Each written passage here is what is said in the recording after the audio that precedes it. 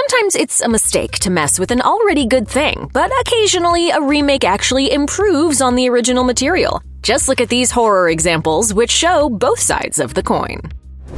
A lot of different people have tried bringing the tale of Dracula to the silver screen since Bram Stoker's seminal novel was published in 1897. There are plenty of gems among the Universal Dracula films in which the titular character was played by Bela Lugosi. Christopher Lee's Hammer Dracula films are also pretty fantastic, but Francis Ford Coppola's adaptation, which was released in 1992, is a masterpiece. Vampires do exist.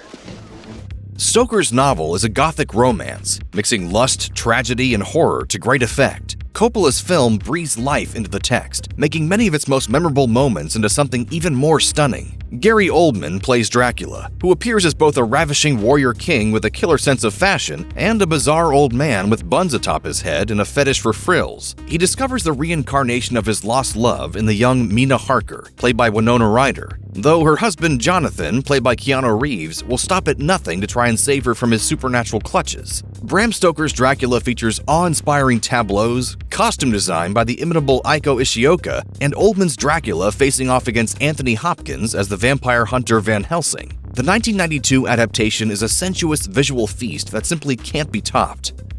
It's unlikely you've seen the 1960 version of Little Shop of Horrors, unless you were duped by the cover art pretending that Jack Nicholson is the star. As a result, 1986's musical starring Rick Moranis, Ellen Greene, and Steve Martin remains the ultimate Little Shop of Horrors. Featuring music from Disney Renaissance legends Alan Menken and Howard Ashman, and directed by Miss Piggy and Yoda himself, Frank Oz, everything about 1986's Little Shop of Horrors is an absolute marvel. Ultimately, it's the masterful puppeteering work of Audrey II that makes the film truly untouchable. Thanks to Oz's background working with the Jim Henson Company, he was able to wrangle some of the best puppeteers in the business. Oz's film is a love letter to the B-movie roots of the original film that elevates absolutely every element to perfection. Moranis and Green are superb leading players, and it's impossible to hear Suddenly Seymour without wanting to sing to your heart's content.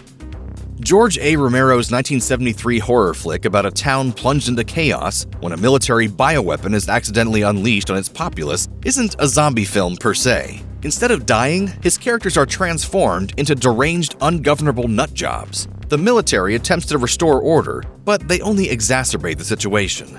Romero's notion of regular, seemingly reasonable Americans becoming suddenly unhinged has plenty of potential, but budgetary constraints, slack pacing, and poor performances undermine his film at every turn.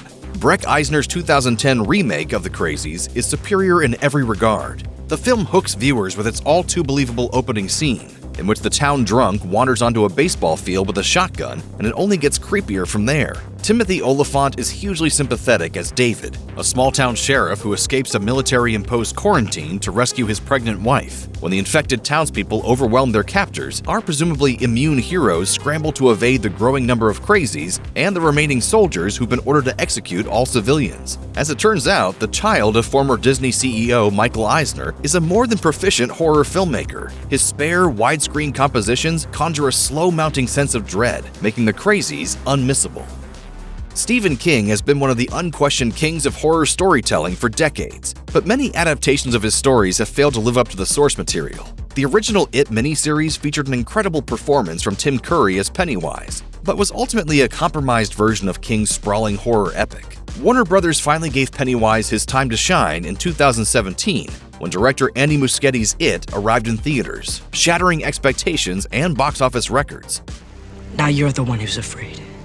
Muschietti opted to divide the huge novel into two parts, with the first film focusing on the Losers Club as kids in Derry, Maine in the 80s. As a result, 2017's It was able to tap into childhood nostalgia for the decade, offering a certain charm not unlike Stranger Things. The movie was also aided greatly by a stellar performance from Bill Skarsgård as Pennywise the Clown. While 2019's It Chapter 2 was always going to have a near-impossible task, that takes nothing away from what the first film was able to accomplish. Not only does it rank as a better remake, but it's quickly become one of the greatest King adaptations ever made.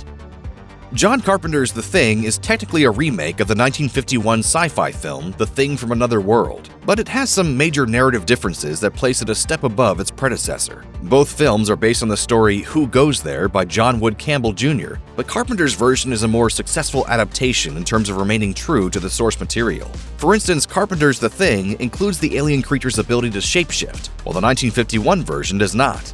The Thing's ability to assume the shape of other life forms is a major source of tension in Carpenter's film, fueling the distrust and paranoia the crew members have for one another. Additionally, The Thing is simply just scarier than its black and white ancestor. The Thing from Another World has some unintentionally hilarious moments that were probably more terrifying when it was made, that don't hold up all these years later.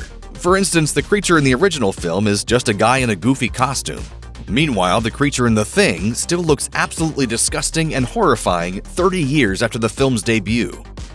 1980's Friday the 13th is easily one of Sean S. Cunningham's worst directing efforts. The dialogue and characterizations are listless, the script repeatedly telegraphs its major plot twist, and the film often looks shockingly amateurish. The true star of the 1980 original is makeup effects legend Tom Savini, whose inventively bloody kills were the main reason the film was able to separate itself from its competition.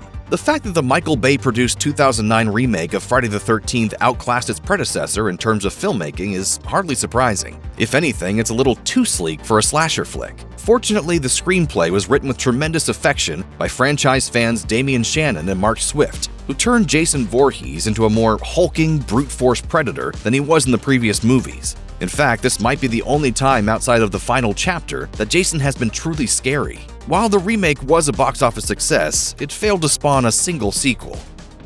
David Cronenberg is responsible for more than his fair share of genre classics, including Scanners and Videodrome. But the filmmaker arguably gave us his crowning achievement in 1986 with his remake of The Fly. It's entirely possible that without this remake, the original 1958 film might have run the risk of being buried by the sands of time. Cronenberg took the concept to another level and pulled precisely no punches, leaning into the horrific nature of the premise and giving us some of the greatest body horror and creature effects of all time. This serves to make his version at once unrelentingly engaging, yet difficult to watch. Jeff Goldblum anchors the film as scientist Seth Brundle, who is building a teleportation device. Even though his creation seemingly works, the unexpected inclusion of a fly during his first successful human test turns his dream into a nightmare. What follows is a gripping, heartbreaking, and disgusting tale as Brundle is slowly taken over by the fly's DNA, turning into a gigantic, hideous man-beast. Goldblum's performance certainly goes a long way to help elevate this film. Gina Davis, who plays Brundle's girlfriend Veronica, also deserves a tremendous deal of credit as she has to follow him down this horrifying rabbit hole. Along with their stellar performances, some impressively disturbing visuals make this version of The Fly leaps and bounds better than its predecessor. In his 1960 film 13 Ghosts, William Castle invented Illusiono, a way for audiences to see moments with ghosts in 3D using cellophane filter glasses. This required audiences to look through either the red or blue lenses at the same time. The red filter intensified the ghosts, and the blue filter let the audiences watch without the scare. It was a clever gimmick, and the only real reason to revisit 1960's 13 Ghosts today, because, as a whole, the film isn't particularly scary or well-crafted. As a result, Steve Beck's 2001 remake of 13 Ghosts is a far superior film. How close is it? Close enough to hurt you?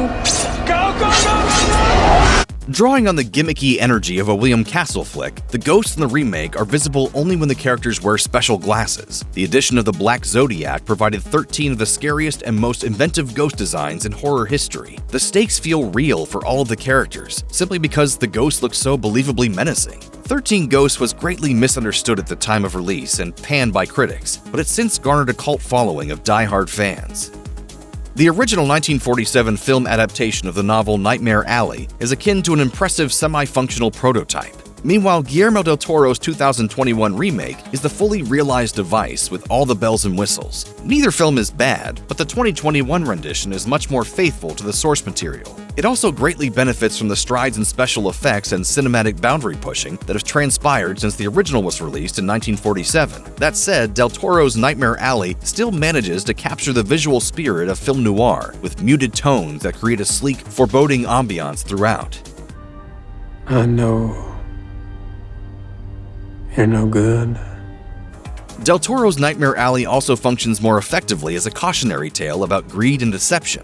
Conversely, the original film omits several more controversial plot details from the novel, like the tragically botched abortion. It also leaves out Stan's willingness to forego all decency and perform spook shows against his mentor's warnings, which leads to the murder-suicide of a grieving couple. The remake also allows Molly to escape a fully corrupt Stan, whereas the original has her reappear in his life at his lowest point. This severely undermines Stan's descent to the most inferior rung on the freak show ladder. As Del Toro proves only too well, sometimes unhappy endings are better. Most American remakes of Southeast Asian horror just aren't very good, but Gore Verbinski's The Ring is one of the few exceptions. While 2002's The Ring is extremely similar to Hideo Nakata's 1998 film Ringu, Verbinski added his own unique visual flair and brought along a big Hollywood budget to make his version shine. You will die in 7 days.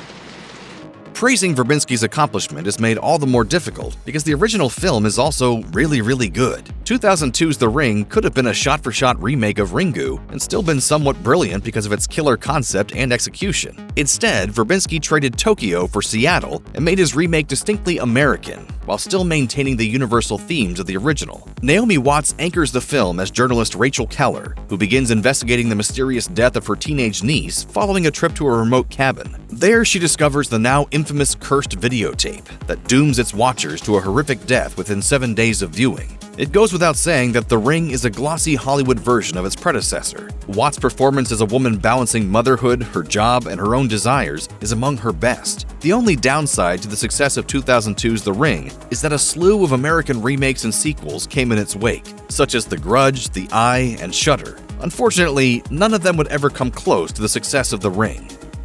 The gelatinous menace of 1958 B-movie favorite The Blob is a lot creepier in theory than in execution. When it's first extracted from a meteorite by a curious old man, the creature only poses a threat to those who handle it with their own flesh, or who find themselves cornered in a windowless room. The gliding and sliding extraterrestrial becomes more concerning as it gets larger, via each person it consumes, but it's simply too slow to really scare anyone. Chuck Russell and Frank Darabont remedied this with their spiffy 1988 remake. Their Blob is an agile pink amoeba capable of firing off slimy tentacles that yank victims into its corrosive core. Basically, their Blob means business. 1988's Blob is also a biological weapon created by the US military, which was launched into space when it proved lethal to all of humanity. Unfortunately, what went up came back down, and started feasting on the inhabitants of idyllic Arborville, California. The film zips through the pseudoscientific exposition and keeps viewers on their toes by killing off some of the film's most likable characters early on.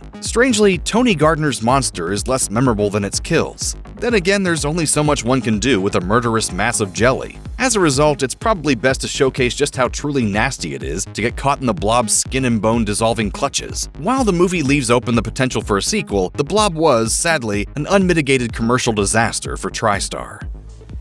The 2005 slasher House of Wax has barely any similarities to the 1953 original, starring Vincent Price, and this is absolutely to the benefit of Jaume Collet-Serra's updated interpretation. The original, also a remake of 1933's Mystery of the Wax Museum, was a landmark film in horror history, as the very first color 3D feature film from a major American studio. But what makes 2005's House of Wax such a fantastic remake is that director Collet-Serra leaned into the tropes of the 2000s slasher boom, and wasn't afraid to revel in the ones that would define the era. The film was famous for its See Paris Die marketing campaign, a reference to the promised death of a character played by Paris Hilton. My mom was like, oh, that was really weird seeing my daughter killed, but...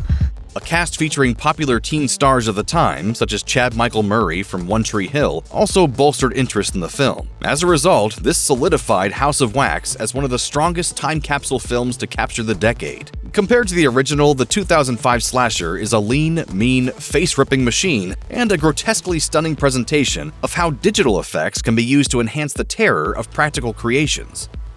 The 2020 remake of The Invisible Man is unlike the 1933 original in every way, aside from the fact that it features an invisible man, and he's a horrible person. The original is the classic tale of a scientist who gets more than he bargained for and is driven mad as a result. Meanwhile, the remake is a harrowing psychological thriller featuring a woman's efforts to escape an abusive ex. Although the original is good, the remake is better, as it's more relatable and compelling. Each movie requires a generous suspension of disbelief, but there's something a bit more believable about the 2020 version. For one, in 2020's The Invisible Man, the horror is not merely derived from the concept of an invisible madman. Instead, viewers are subjected to the intensely emotional and psychological torment inflicted upon Cecilia, played by Elizabeth Moss, throughout the film. Director Leigh Whannell's 2020 remake amps up the horror by having everyone doubt Cecilia's claims that she's being stalked by an invisible man. This, in turn, makes everyone question Cecilia's sanity, leaving her all alone to deal with an unseen and seemingly omnipresent threat. Moss's character is forced to face abuse, harassment, and accusations of crimes and misdeeds she didn't commit. The fact that no one believes her is pretty terrifying in its own right.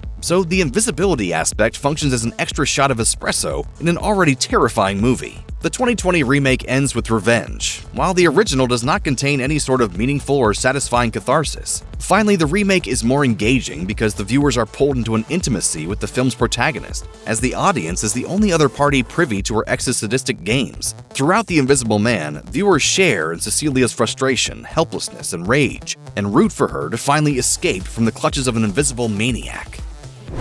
Which horror remakes completely ignored what made their original special? Ever heard of A Nightmare on Elm Street or Day of the Dead? Keep watching to learn more about the worst horror remakes of all time. Robert Harmon's queasy 1986 thriller The Hitcher pitted Rutger Hauer against C. Thomas Howell, and it was surprisingly wonderful. This 2007 remake trades in the things that made the '86 film unique, including some not-so-subtle queer subtext, for a boring chase movie. Sean Bean is pretty good as the murderous Hitcher, but he can't hold a candle to Rutger Hauer's almost otherworldly performance. Do you like point-and-shoot movies where the director just sets up their camera, lets it roll, and then knocks off a bit for a nap while the actors do their thing? If so, you'll probably love The Hitcher. The film's director, Dave Meyers, has never made another feature film after this, and that's not surprising at all. The 1979 When a Stranger Calls is another one of those films that isn't exactly great, but has a lot of charm. The film takes the urban legend about prank calls coming from inside the house and turns it into a concise little thriller. The 2006 remake from Con Air director Simon West is just an excuse to crank the soundtrack up with loud noises with the hopes of making tweens squirm in their seats. The original film may be a bit tame in terms of gore, but it's also got some real frights to it. The remake, on the other hand, is completely toothless. There's nothing the 2006 version of When a Stranger Calls likes to do more than fake out its audience with unfocused shots and musical cues. There's nothing here that even approaches frightening or even tense, but the soundtrack insists on treating every mundane object like a monster in hiding. Editing like this is the easiest way to take all of the bite out of your horror movie. Wes Craven's original A Nightmare on Elm Street is a horror classic, and rightfully so. Freddy Krueger, the dream-stalking boogeyman with the iconic razor claw, is one of the most recognizable monsters in the horror world. The Freddy Krueger Craven created is an odious, unsympathetic monster who likes to toy with his victims. The 2010 remake, on the other hand, thought it would be a good idea to make it seem like Freddy was a sympathetic character to be pitied, only to change their mind at the last minute. Spoiler alert, it doesn't work at all.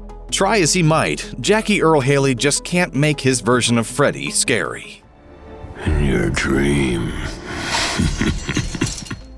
Rooney Mara is a great actress, but it's easy to understand why she hated working on Nightmare so much that she considered leaving acting altogether. Her take on Ultimate Final Girl Nancy is an utter snooze. Maybe since the character is supposed to be sleep-deprived, Mara intentionally played her as if she's a zombie. Or maybe she was just so bored with the role she didn't even bother to emote. Either way, it doesn't work. The end result lacks all the goofiness and charm that made the original franchise so popular.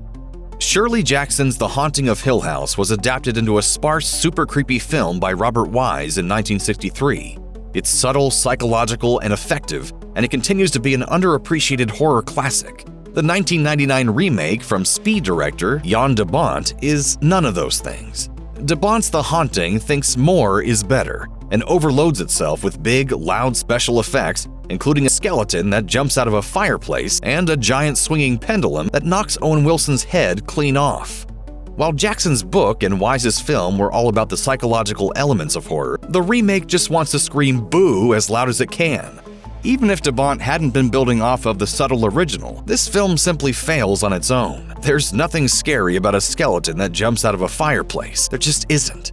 De Bont is an action filmmaker, and The Haunting is shot like an action movie rather than a horror film. Lily Taylor, who's normally a fantastic actress, was apparently ill-equipped to work in such a special effects-driven feature, having come from a primarily indie background, and it shows. She seems especially lost among all the bells and whistles of this junky feature. John Carpenter's The Thing is a remake itself, but it's the perfect example of exactly what a remake should be. The remake of Carpenter's film, 2011's The Thing, is not. Some defenders of the 2011 version make the argument that it's technically a prequel, but it's hard to deny that it's pretty much a remake since they share the exact same name. While The Thing has some of the most mind-blowing special effects in horror history, the 2011 version is chock full of terrible CGI, none of which comes anywhere close to the original.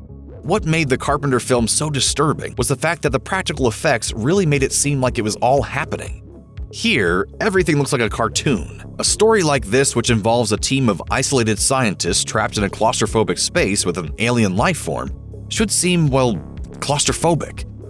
Instead, director Matthias von Heiningen Jr. shoots everything wide, making the film feel like it was shot on a Hollywood backlot set rather than the remote Antarctic.